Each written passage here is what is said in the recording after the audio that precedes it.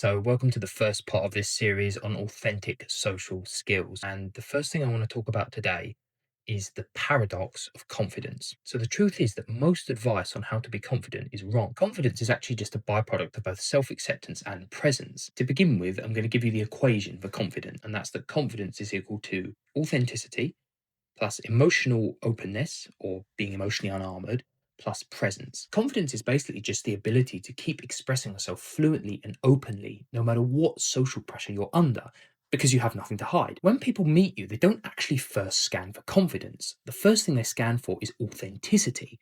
And this manifests in, do your micro expressions all add up? For example, your energy, your tone of voice, do they all match? Are you congruent? So, for example, if your words say, I'm chill, but your eyes are darting all around the place, or your face is tightening up, your lip is quivering, that doesn't suggest confidence. That suggests defensiveness. Then the other person's defenses also come up in response. Whereas realness, even if you're shy, imperfect, or anxious, feels safe. It tells the other person that you're not performing, that you're actually here present in the moment with them. And that then creates emotional resonance. Confidence is usually just the byproduct of someone who's emotionally unarmored. So when you're not pretending, trying to put on a front, trying to manipulate outcomes, you actually automatically will act grounded. You'll stand comfortably, you'll speak clearly, you'll look people in the eye.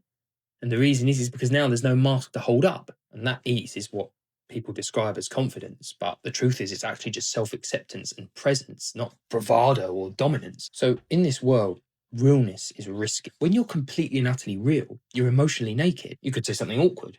You could admit nervousness. You could show some form of genuine appreciation, but it actually signals emotional courage, which is far more magnetic than just fake swagger. See it this way: a lot of people wear a mask because then when they get rejected, the mask is rejected, the rejection doesn't actually hurt them.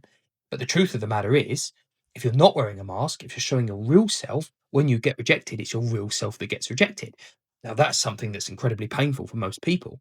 And that's why people put on a mask, pretend to be someone they're not, to get protection against that level of rejection.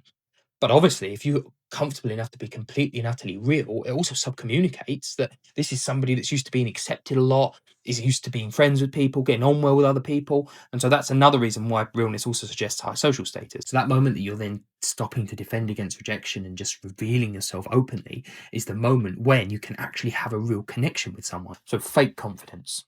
Fake confidence repels. So most people are chasing scripts, processes, routines, ways of appearing confident, little tricks. But anyone can see when these things are manufactured. Fake confidence has a sense of tightness about it. It seems controlled, it seems manufactured. Whereas realness, on the other hand, feels open, spontaneous, attuned. One makes people's guard go up, the other one allows them to relax and open too. So ironically, the paradox here is that when you stop trying to control your impression and instead focus on your expression, you become unfiltered. The interaction flows smoothly, authentically, and that's when people describe you as so confident. To finalize this, I'm going to just talk about the differences between how a confident person and an unconfident person speak. So, in an interaction with a confident person, the speech will generally flow authentically and smoothly. Emotion will be expressed from inside properly, and all the facial expressions will be congruent. Whereas a person who's not confident, generally their voice will be either robotic, staccato, or very deeply controlled, almost like an intellectual, but with a plasticky fake sense about it. And you can tell from the micro expressions things that aren't genuine. And that's how you can tell the difference.